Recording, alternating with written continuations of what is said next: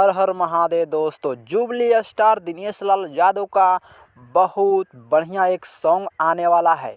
मेरे हस्बैंड की शादी इस फिल्म का एक सॉन्ग आने वाला है, बहुत ही ज़बरदस्त और ब्लास्ट सॉन्ग। जो सॉन्ग का नाम है चुम्मा दे के जान। जी हाँ मेरे दोस्तों, चुम्मा दे के जान। इस गाना को आज ही के डेट में रिलीज किया जाएगा। तो वीडियो में बने रहे या शुरू से लेकर लास्ट तक देखते रहें। और जो लोग मेरे चैनल को सब्सक्राइब नहीं किए हैं वो लोग कर ले। तो सबसे पहले इस गाना के बारे में बता देते हैं। तो इस गाना आज रिलीज कर दिया गया है, तो आप जा कर के देख सकते हो। बहुत ही बवाल और ब्लास्ट सॉन्ग है। दिनेश लाल यादव और साथ में काजल राघवानी कैसे कमर मटका रही है, जा कर के देखिए।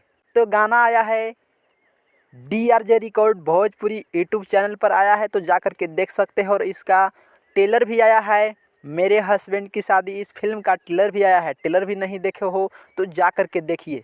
तो आज के लिए इतना ही, मिलते हैं अगले नेक्स्ट वीडियो में। तब तक के लिए चैनल को सब्सक्राइब करें।